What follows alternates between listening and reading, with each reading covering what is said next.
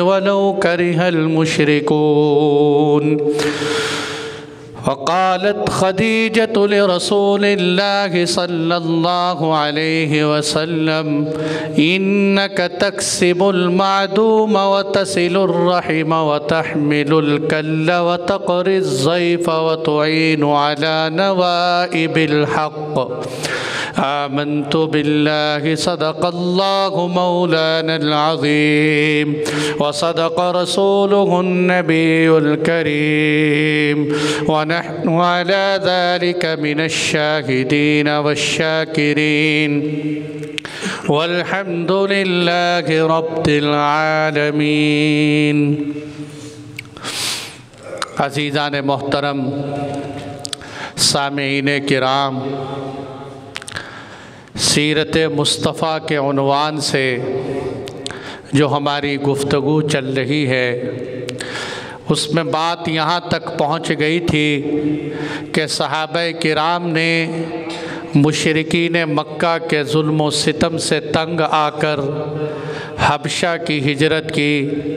پہلے ہجرت کی، پھر واپس پلٹ آئے، پھر پتہ چلا کہ حالات ٹھیک نہیں، پھر دوبارہ ہجرت کی. اور اس کے اندر نجاشی نے کیا سلوک کیا، مشرکین مکہ کس رسوائی کے ساتھ وہاں سے واپس آئے، یہ سب تفصیلات الحمدللہ پچھلے جمعے ہو چکی. اب میرے دوستو، جیسے ہی مشرکین کو یہ پتہ چلا کہ مسلمانوں کو ایک محفوظ ٹھکانہ حبشے کی شکل میں مل گیا اور حضرت عمر رضی اللہ عنہ اور حضرت حمزہ جیسے بہادر اسلام لے آئے ہیں، جس کی وجہ سے کفار ڈر گئے، خاموش ہو گئے تھوڑی دیر کے لیے، لیکن انتقام کی آگ اندر بھڑک رہی تھی کہ کسی طرح اسلام کو مٹا دیا جائے. اور ظاہر سی بات ہے، اسلام کو مٹانے کے لیے محمد الرسول اللہ صلی اللہ علیہ وسلم کو مٹانا پڑے. انہوں نے کہا ہم آپ صلی اللہ علیہ وسلم کو نہیں چھوڑیں. یہی ہیں جن کی وجہ سے ہمارے خاندان میں لڑائی جھگڑے فسادات ہو رہے ہیں. یہ بات حضور کے چچا ابو طالب کو پتہ لگ گئی کہ میرے بھتیجے کو قتل کرنے کا منصوبہ بنا لیا گیا. انہوں نے مشورہ کر کے یہ بات طے کی کہ چلو ہم کسی محفوظ جگہ میں چلتے ہیں. تو بنو المطلب یعنی حضور کے دادا کا جو خاندان رشتہ تعلقات تھے وہ سارے کے سارے اکٹھے ہو کے شعب ابی طالب میں چلے گئے. شعب عربی میں گاٹی کو بولتے ہیں، گاٹی کو عربی میں شعب بولتے ہیں. تو یہ ایک جگہ تھی جو پہاڑوں کے بیچ میں ایک کھائی تھی، گاٹی تھی. یہاں آپ صلی اللہ علیہ وسلم اپنے رشتہ داروں سمیت چلے گئے. وہاں اس گاٹی میں مسلمان بھی تھے جو ایمان کی وجہ سے اللہ کے نبی کا ساتھ دینا چاہتے. اس گاٹی میں کفار بھی تھے جو ابھی مسلمان نہیں ہوئے تھے لیکن خاندانی حمیت اور غیرت کی وجہ سے اللہ کے نبی کا ساتھ دے رہے. البتہ ابو لہب ان بدبختوں میں سے تھا کہ جس نے اس موقع پر بھی اللہ کے نبی کا ساتھ نہیں دی. وہ مخالفین میں سے. یہ جب سارے حضرات وہاں چلے گئے اور اس گاٹی کے اندر رہنے لگے جس کو شعب ابی طالب کہتے ہیں.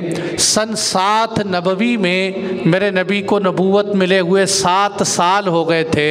یہ لوگ شعب میں گئے. پیچھے سے مشرکین نے طے کیا کہ اب ہم ان سب کے ساتھ بائیکاٹ کریں، مقاطعہ کریں، تعلقات ختم کر دیں.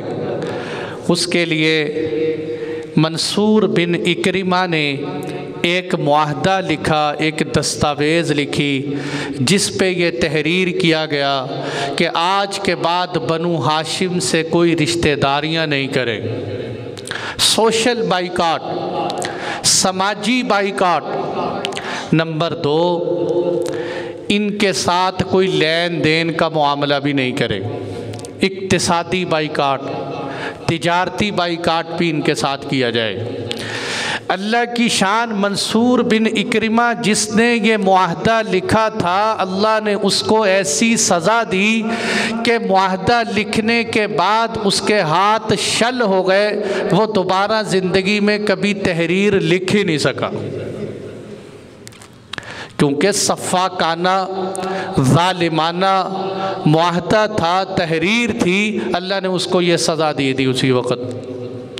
اب چونکہ عربوں کا عقیدہ یہ تھا کہ اگر کوئی چیز بیت اللہ کے ساتھ لٹک جائے تو وہ مذہب بن جاتی تھی، انہوں نے اس کاغذ کے اس ٹکڑے کو، چمڑے کے ٹکڑے کو بیت اللہ میں لٹکا دیے۔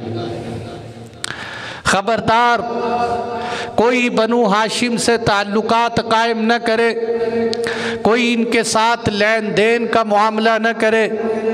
آپ صلی اللہ علیہ وسلم اور آپ کے خاندان سے جتنا ہو سکا کوئی راشن، کوئی سامان اس گاٹی میں لے گئے، لیکن پھر ایک دن وہ حالات آئے جس سے ان محصورین کی فاقہ کشی کا اندازہ ہوتا ہے کہ بھوک کی وجہ سے بچے روتے تھے، بلبلاتے تھے، ان کے رونے کی آواز گاٹی سے باہر سنائی دیتی، اور یہ سنگ دل لوگ، یہ پتھر دل لوگ اس کو سن کے مسکرایا کرتے۔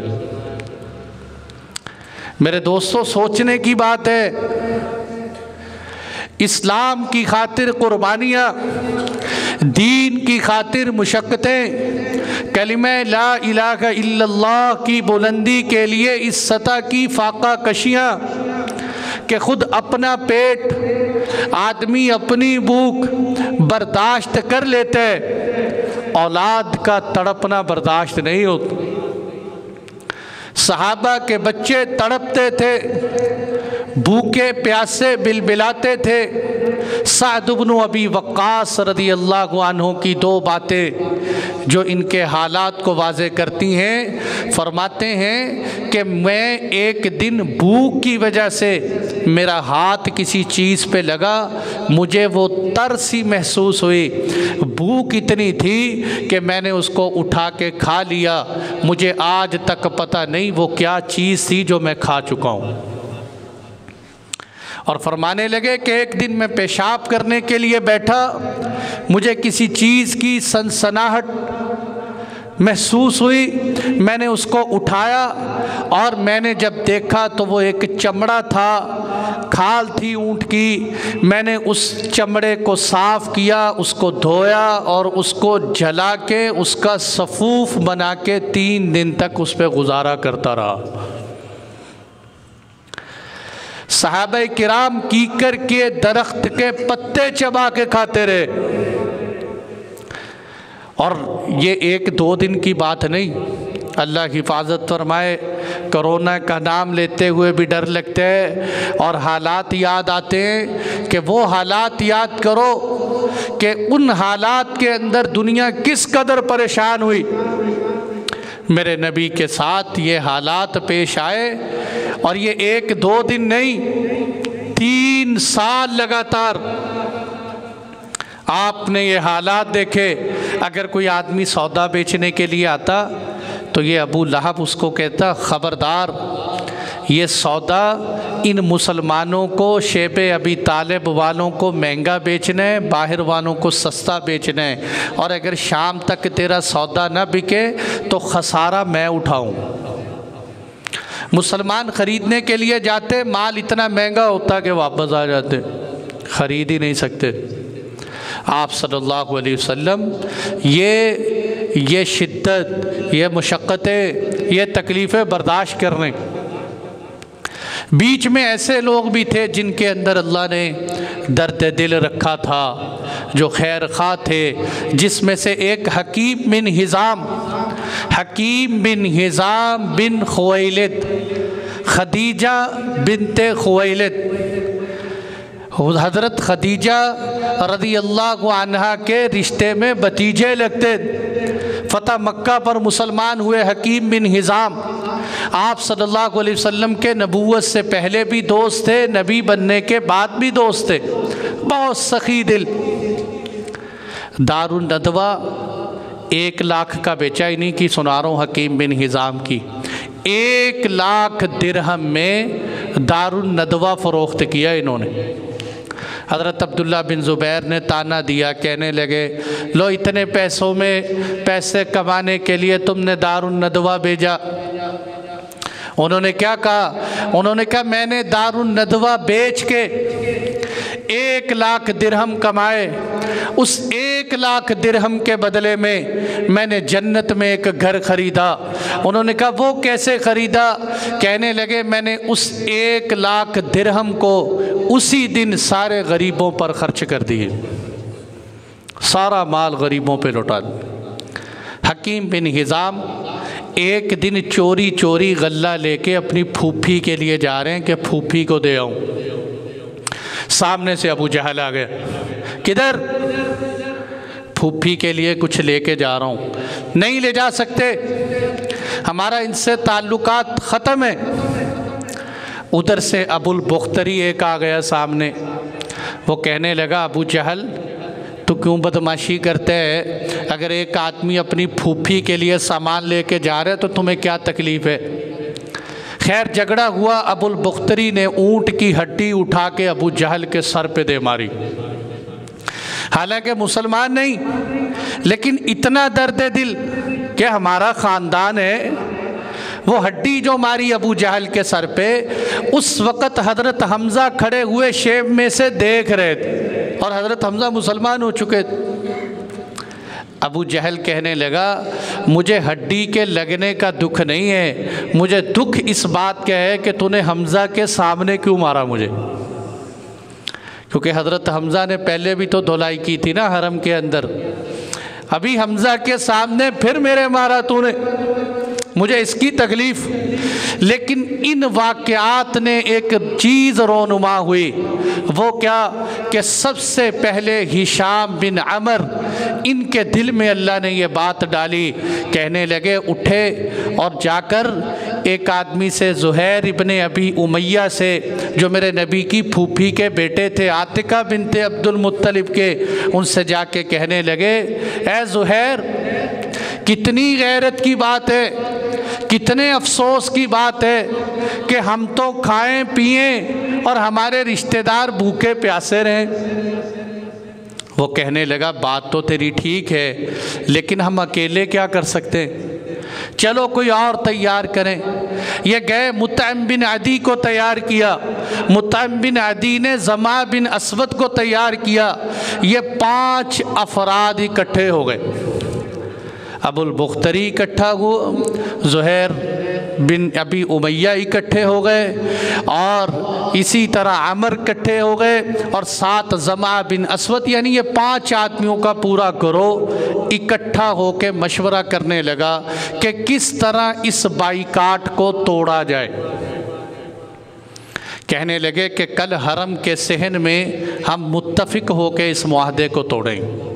सबसे पहले ज़ुहैर कहने लगे मैं बात करूं, अमर कहने लगे नहीं मैं बात करूं। उनका ठीक है। अब हरम के सहन में सारे सरदार बैठे हुए हैं। अमर कहने लगे ओ लोगों, ये बहुत ख़तरनाक बात है, हमारी गैरत को झंझोड़ने वाली बात है कि हमारे ही रिश्तेदार, हमारे ही बरादरी वाले भूखे प्यासे रहें और हम खाते पीते रहें। अल्लाह की कसम जब तक ये मुआहदा मैं तोड़ नहीं दूंगा, मैं उस वक़्त तक आराम से नहीं बैठूं।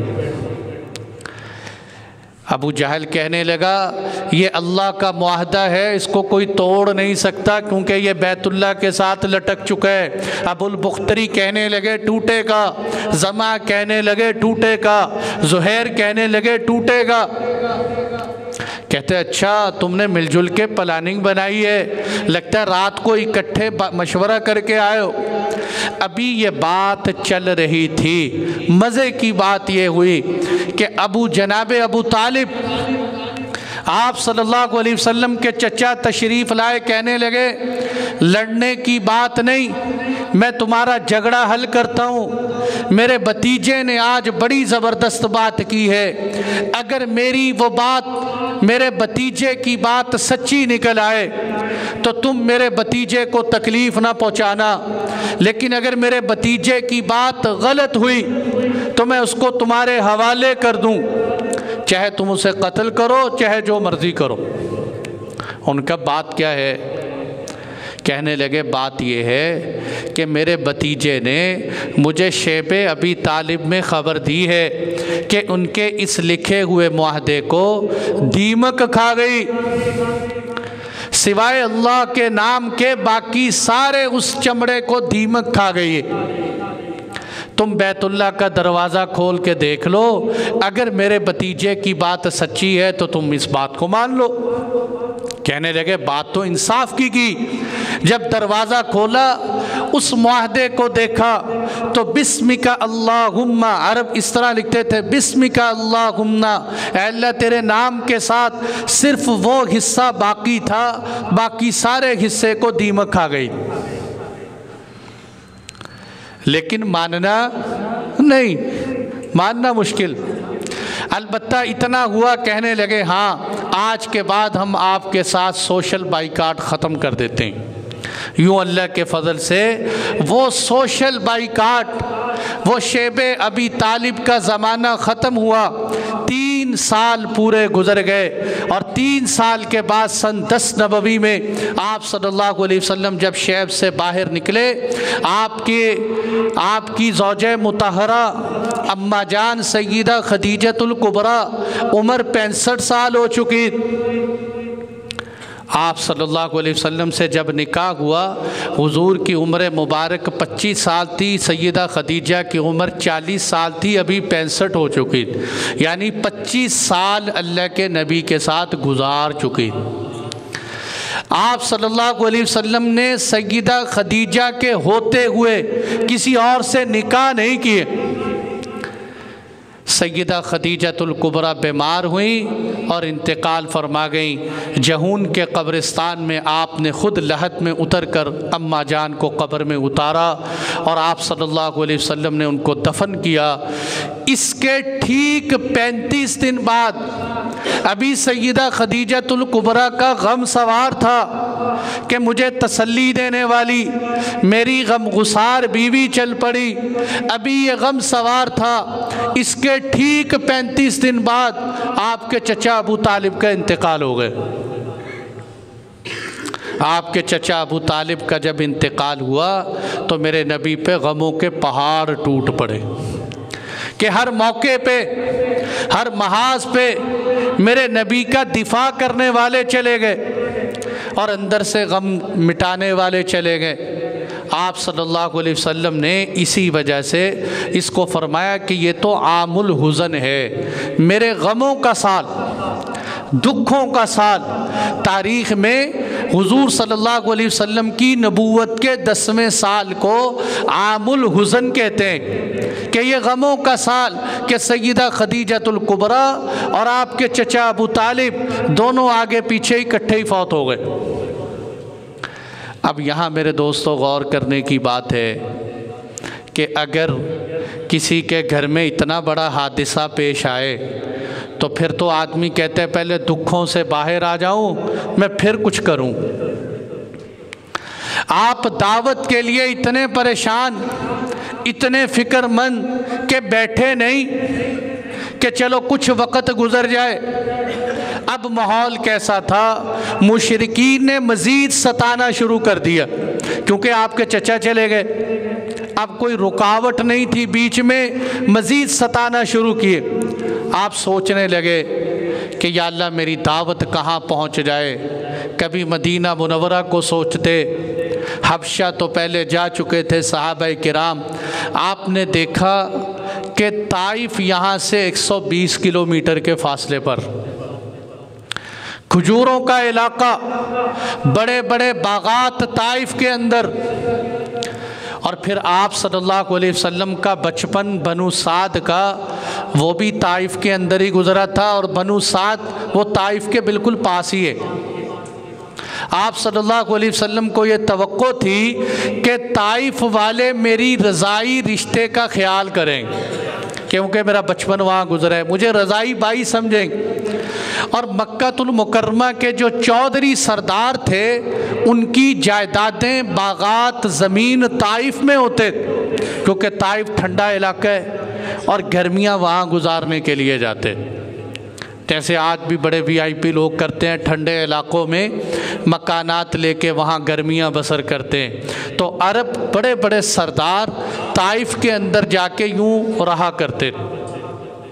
آپ صلی اللہ علیہ وسلم اپنے غلام زید بن حارثہ کو لے کر طائف چلے۔ طائف کے سفر میں آپ صلی اللہ علیہ وسلم کو جو مشقتوں کا سامنا ہوا، اچھا ایک بات میں طائف آپ کو سناؤں گا، بیچ میں ایک چھوٹی سی بات اور سناؤں کہ جب آپ صلی اللہ علیہ وسلم شیب ابی طالب کے اندر تھے، ایک اور عجیب بات یہ پیش آئی کہ اسی دوران فارس والوں نے روم والوں کو شکست دے دی۔ فارس، یہ ایران، افغانستان، یہ بڑا خطہ، انہوں نے روم والے، اٹلی والے اور یہ جتنا یورپ، ان کو شکست دے دی۔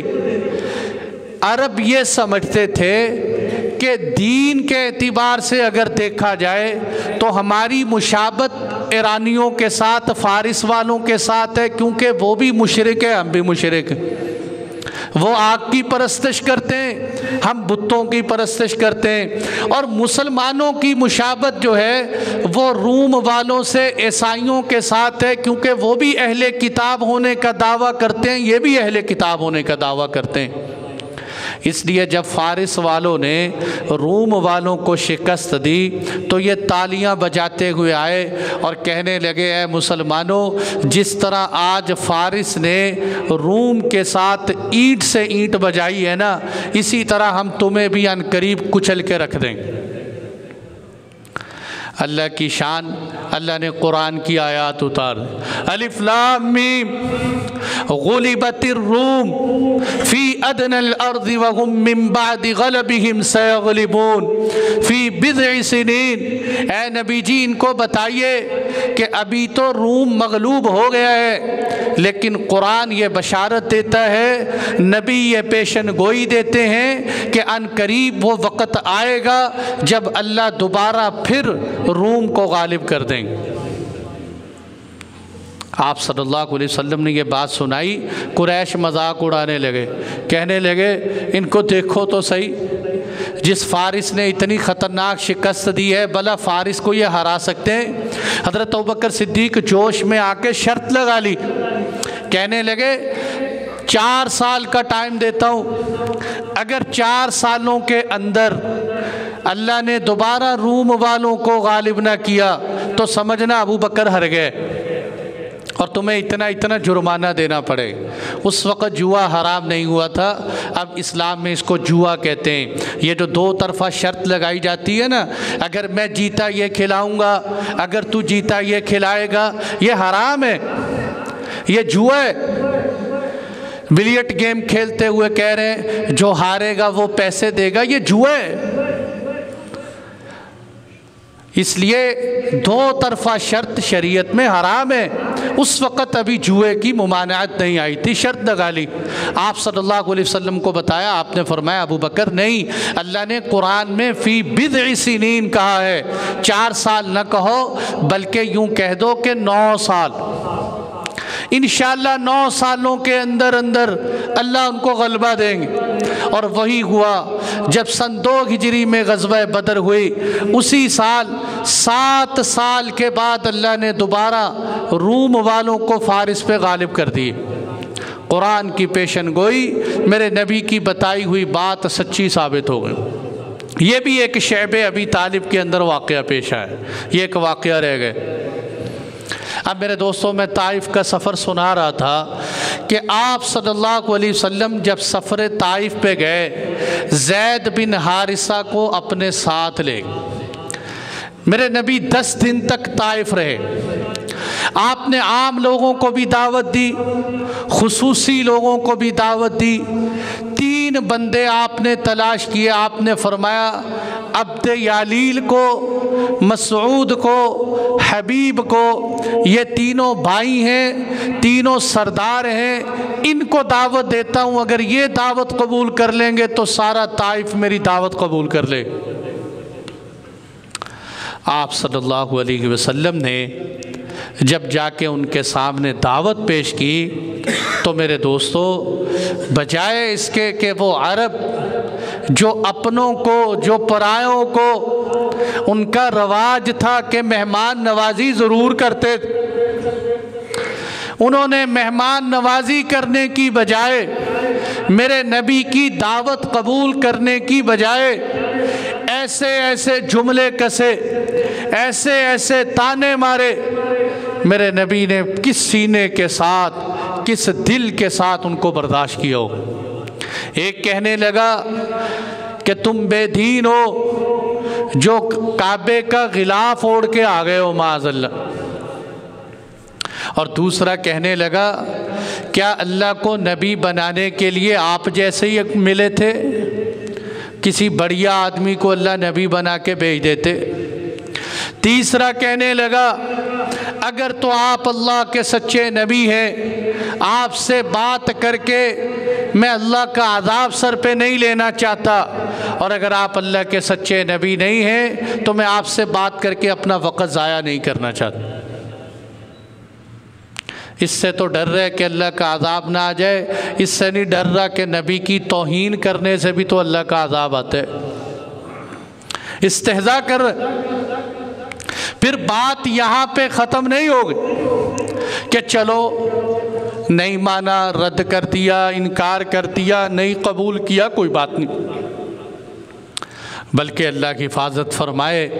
آپ صلی اللہ علیہ وسلم جب وہاں سے نا امید ہو کر، مایوس ہو کر طائف سے واپس ہو رہے ہیں، سوچے تو صحیح کہ پہلے مکہ المکرمہ میں اپنوں کو دعوت دی، اپنوں نے ٹھکرایا، اب طائف میں آئے، طائف والوں نے ٹھکرایا، میرے نبی یوں مایوس ہو کے واپس ہو رہے ہیں۔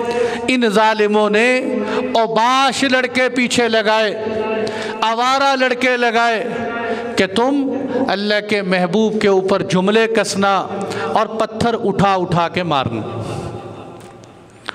آپ صلی اللہ علیہ وسلم کو پتھر مارے گئے، آپ کے سینے اقدس پہ پتھر لگے۔ میرے دوستو، یہ پتھر تیر نہیں ہوتے، پتھر تیر نہیں ہوتے کہ ایک پتھر لگا تو خون نکل آیا۔ وہ کنکریاں کتنی لگی، وہ پتھر کتنے لگے کہ آپ کے جسم اقدس سے لہو نکل نکل کے اتنا بہا کہ آپ کے جوتے آپ کے پاؤں کے ساتھ چپک گئے۔ زید بن حارثہ کبھی یوں سامنے ہو رہے ہیں، کبھی آگے ہو رہے ہیں کہ حضور پہ لگنے کی بجائے میرے لگ جائیں۔ حضرت زید بن حارثہ کا سر پھوٹ گئے، پتھر کھاتے رہے۔ اور جب آپ صلی اللہ علیہ وسلم تھک ہار کے بیٹھتے تو ظالم دونوں کندھوں میں ہاتھ دے کے پھر کھڑا کر دیتے، آپ پھر چلتے، پھر پتھروں کی بارش ہوتی آپ صلی اللہ علیہ وسلم پر۔ اندازہ کریں اس بات کا کہ وہ اللہ کے محبوب جو سید العالمین ہے، امام الانبیاء ہے، وہ نبی جو کائنات کی سب سے بہترین ہستی ہے، آج طائف کی سرزمین پر اللہ کے دین کے لیے آپ کے جسم اقدس سے خون بہہ رہے، وہ نبی کے جن کے چہرے کی قسمیں قرآن کھائے، والضحیٰ، وہ نبی جن کی زلفوں کی قرآن قسم کھائے، واللیل اذا سجا، جس کے وجود کی قرآن قسم کھائے، لعمرک جس کے الفاظ کی قسمیں قرآن کھائے، وقیل ہی اے نبی جی آپ کے چہرے انور سے نکلے ہوئے الفاظ کی قسم، وہ ہستی کہ جس کے شہر کی اللہ قسم کھائے، لا اقسم بہذا البلد وانت حل بہذا البلد، وہ ہستی کہ جس کی صفائی قرآن دے، کہ جس کے بارے میں قرآن جس کے اخلاق کی قسمیں کھائے، نون والقلم وما یسطرون ما انت بنعمت ربک بمجنون وان لک لاجرا غیر ممنون وانک لعلی خلق عظیم، وہ ہستی کہ جس کی رسالت کی اللہ قسمیں کھائے، یاسین والقرآن الحکیم انک لمن المرسلین۔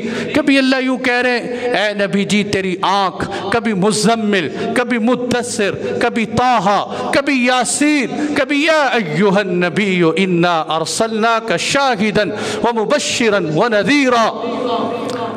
وہ نبی اللہ کے دین کے لیے آج اللہ کے نام کے لیے پتھر کھا رہے ہیں۔ اور بھائیو یہ کیا پیغام دیتے ہیں کہ دین اسلام ایک ایسی عظیم الشان چیز ہے جس کے لیے ہر قربانی دی جا سکتی۔ ایک جملہ کہتا ہوں، اگر ساری دنیا کے لوگ، مسلمان نہیں، ساری دنیا کے لوگ، کیا کافر کیا مسلمان، کیا یہودی کیا عیسائی، سارے کے سارے اس کائنات میں آنے والے سارے قربانیاں دیتے رہیں، قربانیاں دے دے کے ان کے جسموں کے چمڑے اتر جائیں، ان چمڑوں کو اکٹھا کر کے اگر ایک جوتا بنایا جائے، وہ جوتا بنا کے محمد مصطفیٰ کے پاؤں میں پہنا دیا جائے، تو خدا کی قسم یہ امت تب بھی اللہ کے نبی کا حق ادا نہیں کر سکتی۔ ہاں، اس ہستی کے سینے سے خون نکلے جس کے ایک ایک قطرے کو پوری امت کے خون پہ تقسیم کیا جا سکتا ہے۔ آپ کے جسم اطہر سے نکلا ہوا خون کیا پیسے کے لیے، کیا درہم دینار کے لیے، کیا عزت جاہ و جلال کے لیے، کس لیے؟ اے اللہ تیرا دین دنیا میں غالب ہو جائے، اس کے لیے قربانی دے رہے ہیں۔ پیغام ہے لوگوں، اسلام کی خاطر گھر بار قربان کیا جا سکتا ہے، اسلام کی خاطر کنبے لٹائے جا سکتے ہیں، اسلام کی خاطر اپنا سر تن سے جدا کروایا جا سکتا ہے، کہ اسلام کی خاطر میرے محبوب کے سینے سے خون نکلے۔ کتنا خون نکلا کہ طائف کو چھوڑ کر طائف کی حدود سے باہر نکل آئے۔ جب باہر نکلے، سامنے کون؟ عتبہ بن ربیعہ، شیبہ بن ربیعہ، خطرناک ترین دشمن، غزوہ بدر میں صف اول میں میرے نبی کے مقابلے میں کھڑے ہونے والے، سامنے ان کا باغ نظر آیا، لیکن آپ ایسی بے کسی اور بے بسی کے عالم میں تھے کہ آپ اسی زخموں سے چور ہو کر اس باغ میں چلے گئے، ٹیک لگا کے بیٹھے ہوئے ہیں۔ زید بن حارثہ اللہ کے محبوب کے پاس ہے، سامنے سے عتبہ بن ربیعہ نے دیکھا، شیبہ بن ربیعہ نے دیکھا، وہ جو میرے نبی کے جانی دشمن تھے، سنگ دل تھے، میرے محبوب کو دیکھ کے ان کی آنکھوں سے بھی آنسو نکل آئے۔ مسلمانوں، آج اللہ کے محبوب کو دیکھ کے ہمارے آنسو نہیں نکلتے۔ آپ صلی اللہ علیہ وسلم کی قربانیوں کو ہم نے یوں ہی بھلا دیا، آپ کے سینے سے نکلنے والے ایک ایک خون کے قطرے کو ہم نے بھلا دیا، آپ کی سنت زندگی کو ان بے حیاؤں کے پیچھے، یہودی عیسائیوں کے پیچھے، جو ہمارے بچوں کے قاتل ہیں، جو ہماری اولادوں کو نیست و نابود کرنے والے، جو ہماری بہنوں کے دوپٹوں کا مذاق اڑانے والے، آج ان کی تہذیب کو سینے سے لگا رہے اور محمد عربی کی سنت پہ چلتے ہوئے شرم آ رہی۔ آپ صلی اللہ علیہ وسلم کو دیکھ کے عتبہ اور شیبہ کے دل بھی پسیج گئے، کیا محمد صلی اللہ علیہ وسلم کو کیسا مارا۔ انگور توڑے عتبہ نے، توڑ کے کہنے لگا اپنے غلام عداس کو کہ یہ لے جاؤ اور ان سے جا کے کہنا کہ اے محمد تجھے میری قرابت داری کا واسطہ اس کو قبول ضرور کر لینا، اس کو قبول ضرور کر لینا۔ عداس وہ لے کے آپ صلی اللہ علیہ وسلم کے پاس آئے، اے اللہ کے نبی عتبہ کہہ رہے میری قرابت داری کا واسطہ اس کو ضرور کھا لینا۔ موقع تھا کہ اگر چاہتے تو میرے نبی کو قتل کر دیتے، قاتل تھے، میرے نبی کے خلاف منصوبے بناتے تھے، بڑا سنہری موقع تھا کہ انہی زخموں کی حالت میں حضور سے انتقام لے لیتے، لیکن نہیں، میرے نبی کی کیا حالت ہو گئی کہ جس کو دیکھ کے عتبہ کو بھی رحم آئے۔ آپ صلی اللہ علیہ وسلم نے انگور لیے اور کھانے سے پہلے کہنے لگے بسم اللہ الرحمن الرحیم، اللہ کا نام لیے۔ جب یہ اللہ کا نام لے کے، اچھا یہ عداس صحابی رسول بنے، ان کے صحابی رسول بننے کی وجہ دیکھو کیسی بنی کہ آپ صلی اللہ علیہ وسلم کا کھانے سے پہلے بسم اللہ پڑھنا ان کے صحابی ہونے کا سبب بن گیا۔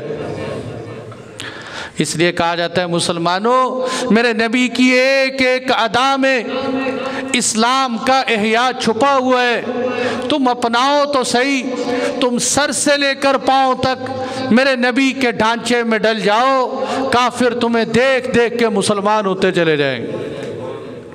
یہ میرے نبی کی سنت زندگی۔ آپ نے یوں بسم اللہ پڑھا نا، عداس کہنے لگا یہ کیسا جملہ کہا آپ نے، میں نے تو آج تک یہاں کسی کو اس طرح اللہ کا نام لیتے ہوئے نہیں دیکھا۔ آپ صلی اللہ علیہ وسلم نے فرمایا کہ میں اللہ کا نبی ہوں، میں جب بھی کوئی کام کرتا ہوں اللہ کے نام سے شروع کرتا ہوں۔ آپ نے دیکھے نا، اس حالت میں بھی میرے دوستو سوچنے کی بات ہے، اس حالت میں تکلیفوں میں مشقتوں میں مار کھانے کے باوجود میرے نبی کے دل میں یہ بات آئی کہ شاید اس عداس کو دعوت دوں، شاید یہی اسلام لے آئے۔ یعنی اسلام کی خاطر مار پڑ رہی، پھر دل میں یہ بات ہے کہ اس عداس کو مل کے دعوت دوں، شاید اسلام لے آئے۔ آپ نے پوچھا عداس کہاں سے ہو، کس علاقے سے ہو؟ میں تو نینوا سے ہوں، نینوا کا رہنے والا ہوں۔ آپ نے کہا اچھا تم یونس ابن متہ کے علاقے کے ہو؟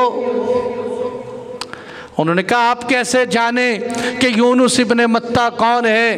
آپ نے فرمایا یونس علیہ السلام میرے بھائی ہیں، وہ بھی نبی بنا کے بھیجے گئے اور مجھے بھی اللہ نے نبی بنا کے بھیجا ہے، بس یہ بات سننی تھی۔ عداس کہنے لگا اے اللہ کے محبوب ہاتھ بڑھائیے، ہاتھ کا بوسہ لیا، پیشانی کا بوسہ لے کے کہنے لگا اشہد انک عبد اللہ ورسولہ، میں گواہی دیتا ہوں کہ آپ اللہ کے بندے اور اللہ کے رسول۔ سبحان اللہ، میرے نبی کی خدمت کرنے آیا، اسلام قبول کر کے چلا گیا۔ اور کتنی بد نصیبی کی بات کہ وہ عتبہ شیبہ کو اللہ نے اسلام کی توفیق نہیں دی، غلام کو، نوکر کو، ملازم کو اللہ نے اسلام کی توفیق دی۔ واپس چلا گیا، جا کے عتبہ کہنے لگا تو ان کے ہاتھ پاؤں چومنے شروع کر دیے، میں نے تو تمہیں اس لیے بھیجا تھا کہ تو خدمت کرنے کے لیے جا، تو آگے جا کے ان کے ماتحت ہونا شروع ہو، کہیں ان کا دین قبول نہ کر لینا، تمہارا دین عیسائیت ان سے بہتر ہے۔ ان کا اچھا کوئی بات نہیں، اپنا اسلام چھپایا۔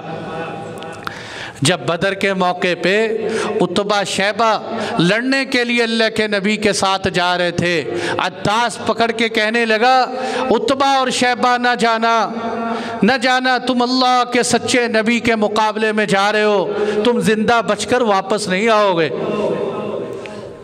اور اللہ کی شان ایسا ہی ہوا، نہ عتبہ واپس آیا نہ شیبہ واپس آیا، چلے گئے۔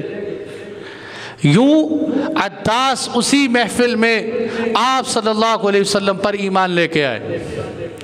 آپ صلی اللہ علیہ وسلم خوش ہو گئے کہ الحمدللہ سفر طائف میں کسی نے تو میری دعوت کو قبول کیے۔ لیکن اسی حالت میں جب شکستہ دل تھے، اللہ کے سامنے ہاتھ اٹھا کے محمد الرسول اللہ صلی اللہ علیہ وسلم نے جو دعا مانگی، کیا دعا تھی کہ آسمان کے فرشتے رو پڑے، اللہم الیک اشکو ضعف قوتی وقلت حیلتی وہوانی علی الناس۔ اے اللہ، آج محمد مصطفیٰ صلی اللہ علیہ وسلم تیرے سامنے اپنی کمزوری کا شکوہ کرتے، اے اللہ مجھے طاقتور بنا، یا اللہ مجھے کن کے سپرد کرتے، جو مجھے مارتے، کن کے حوالے کیا، جو مجھے دیکھ کے تیوری چڑھاتے ہیں۔ اے اللہ سنو مسلمانوں میرے محبوب کی دعا، اے اللہ یہ ہمارے ایمان کے لیے سنا رہا ہوں۔ اے اللہ اگر ساری دنیا مجھ سے ناراض ہو جائے، تو ناراض نہ ہو، مجھے کسی کی کوئی پرواہ نہیں، مجھے کسی کی کوئی پرواہ نہیں۔ اے اللہ بس آپ ناراض نہ ہونا۔ یہ دعا تھی، اور نبی ہو، نبی کی دعا اللہ مسترد کہاں کرے، اور پھر امام الانبیاء ہو، پھر حالت ظلم میں ہو، پھر مسافر بھی ہو، پھر اللہ کے نام پہ مار پڑی ہو، ملک الجبال تشریف لائے، اے نبی جی حکم دیجئے ان پہاڑوں کے بیچ میں ان سارے سرداروں کو اور ظالموں کو پیس کے رکھ دوں۔ آپ تو رحمت للعالمین تھے۔ نوح علیہ السلام نے 950 سال قوم کو سمجھایا، 950 سال، لیکن نوح علیہ السلام بھی ایک دن تنگ آ گئے، کہنے لگے ربی لا تذر علی الارض من الکافرین دیارا، اے اللہ اب اپنی زمین پر کسی کافر کو نہ چھوڑنا، میں نے بہت سمجھا دیا، یہ ماننے والے نہیں ہیں، اب یا اللہ ان کو نیست و نابود کر دے۔ آپ صلی اللہ علیہ وسلم مار کھانے کے بعد بھی نہیں بد دعا نہیں، میں تو رحمت للعالمین ہوں، امت کی ہدایت کے لیے حریص ہوں۔ قرآن کہتے لقد جاءکم رسول من انفسکم عزیز علیہ ما عنتم حریص علیکم بالمؤمنین رؤوف الرحیم۔ کتنے حریص تھے، قرآن کہہ رہے ہیں نبی جی آپ امت کی ہدایت کے لیے اتنے حریص ہیں کہ اپنے آپ کو ہلاک کر لیں گے۔ لعلک باخع نفسک علی آثارہم ان لم یؤمنوا بہذا الحدیث اسفا۔ آپ نے فرمایا نہیں تباہ نہیں کرنا، ان کو سزا نہیں دینی، کیا کیا جائے؟ اللہم اہد قومی فإنہم لا یعلمون۔ سبحان اللہ، نبیوں جیسا سینہ کہاں سے لائے، اور امام الانبیاء جیسا سینہ کہاں سے لائے؟ اے اللہ میری قوم کو ہدایت دے دے، اس لیے کہ یہ مجھے جانتے نہیں، اگر مجھے پہچانتے کہ میں اللہ کا سچا نبی ہوں تو یہ حال نہ کرتے۔ اور ایک روایت میں یوں آپ نے فرمایا میں امید کرتا ہوں اللہ ان کی نسلوں میں سے ایسے لوگ لے کے آئیں گے من یوحد اللہ، اے اللہ جو تیری توحید کے نعرے لگائیں، ان کی نسلوں میں آئیں۔ اور ہوا کہ نہیں ہوا؟ ابھی یہاں نکتہ بتا دوں، یہ جو میں اور آپ یہاں بیٹھے ہیں صرف اس مدنی مسجد نڑوالہ بنگلے کے لوگ نہیں، پورا پاکستان آج مسلمان نہ ہوتا اگر میرے نبی کی یہ دعا نہ ہوتی۔ آپ کہیں گے اتنا بڑا دعویٰ، अल्लाहुम्मा अहदि कौमी फ़इन्नहुम ला यालमून। ऐ अल्लाह मेरी कौम को हिदायत दे, इनकी नस्लों में आने वालों को हिदायत दे। वो कैसे कि ताइफ वाले कबीले बनु सकीफ़ था, कबीले बनु सकीफ़ था। मोहम्मद बिन कासिम भी कबीले बनु सकीफ़ में से थे। आपके पाकिस्तान में इस्लाम के आने का ज़रिया अल्लाह ने मोहम्मद बिन कासिम को बनाया। अगर बनु सकीफ़ के लोग ईमान न लाते, मेरे नबी की बद्दुआ शामिल हो जाती, आज हम पता नहीं किस मज़हब पे होते, कहाँ होते। मेरे नबी की दुआओं का समरा आज हम अपनी आँखों से देख रहे हैं कि नहीं नहीं इनकी औलादों में आए, और अल्हम्दुलिल्लाह आए कि नहीं आए। ये है मेरे नबी की दुआएं, मारे खाकर तकलीफ़ें सहकर फिर भी दुआएं देते रहे। आप वापस तशरीफ़ ला रहे हैं मकाम नखला, एक जगह, आखिरी किस्सा फिर समेट देते हैं। मकाम नखला, उस जगह पर आप रुके और कुरान पढ़ रहे हैं। मेरे दोस्तों, ये किस्सा बड़ा समझने वाला है। मक्के वालों को दावत दी, ठुकरा रहे। ताइफ वालों को दावत दी, ठुकरा रहे। मेरे नबी मकाम नखला में खड़े कुरान पढ़ रहे। नसीबैन तुर्की में एक जगह है, उस तुर्की से एक जिन्नात का काफिला चलता है। बाज़ किताबों में 7, बाद मुफस्सिरीन ने 9, ये 7 या 9 जिन्नात का काफिला चलता है। ये फिरते फिरते मकाम नखला में पहुँचते हैं। मकाम नखला में खड़े होकर मेरे नबी कुरान पढ़ रहे हैं। जिन्नात रुक कर मेरे नबी का कुरान सुनने लगे।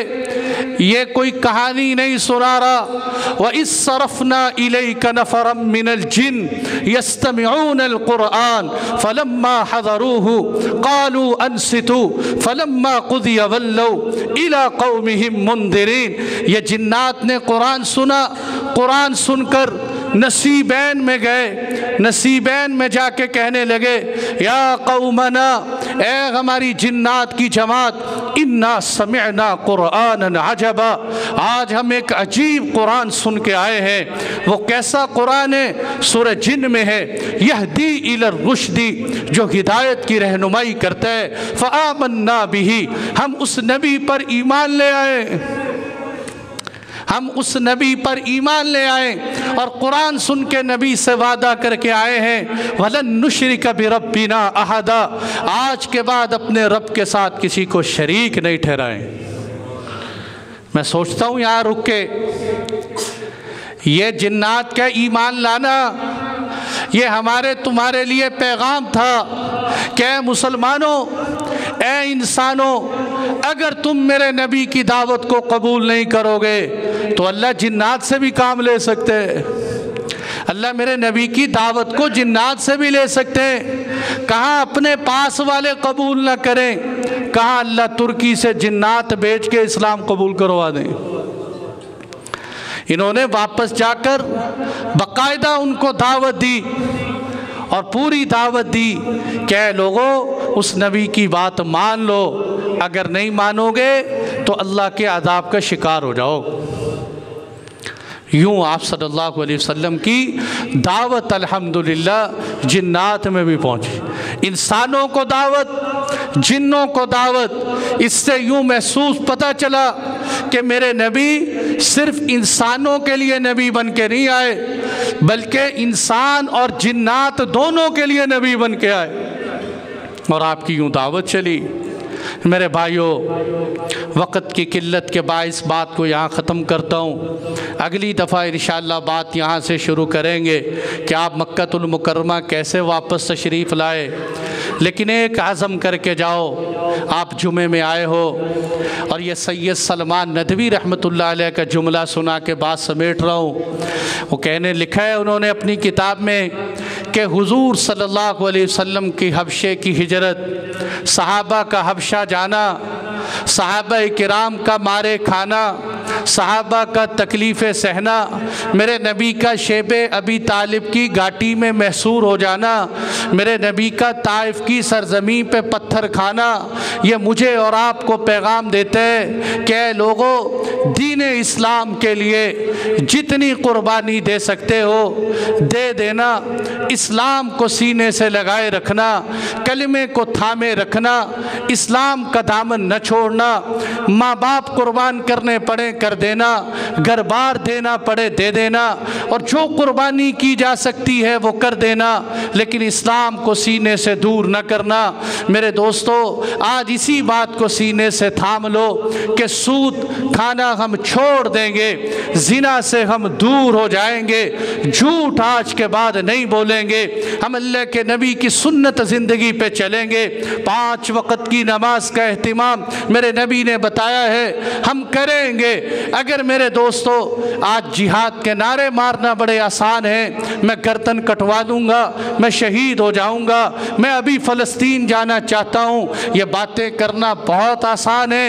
अगर आप नमाज के लिए अज़ान की सदा पर मस्जिद में नहीं आ सकते तो जिहाद के नारे लगाना छोड़ दें। आप अगर अपने दोस्तों की महफिल नहीं छोड़ सकते, अज़ान सुन के आप दीन की खातिर शहादत दे जाएं, ये इतना आसान काम नहीं है।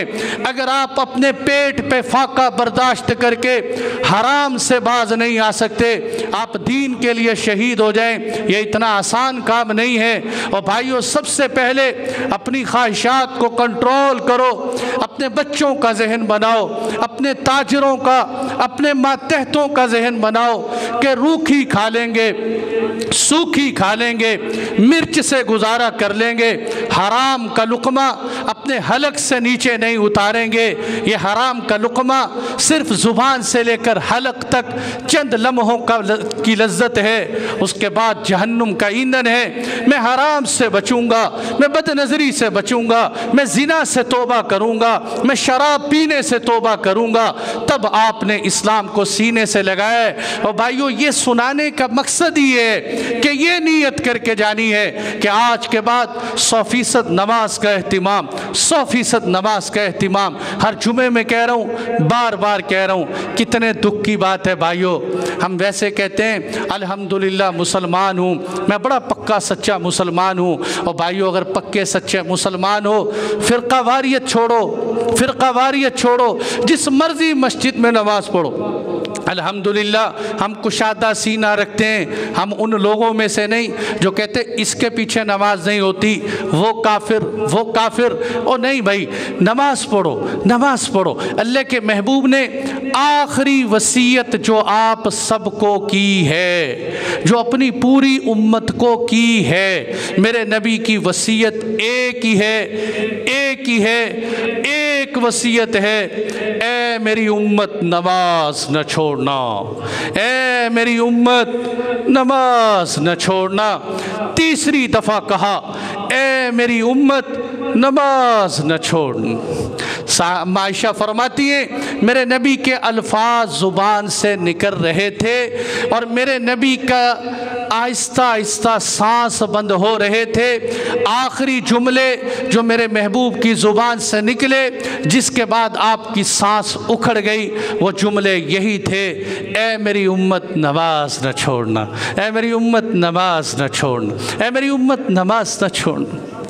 ओ भाइयों, अल्लाह के वास्ते जुमे के आज के इस इज्तिमा में नियत करके चले जाओ, पीछे जो सुस्ती हुई सो हुई। अल्लाह, आज मस्जिद में बैठ के तेरे से वादा करते हैं कि आज के बाद हम 5 वक़्त की नमाज का एहतिमाम करेंगे। नियत करते हो ना भाई? अल्लाह ताला आप सबका आना कबूल फरमाए। व आखिरु दावाना अनिल हम्दुलिल्लाह।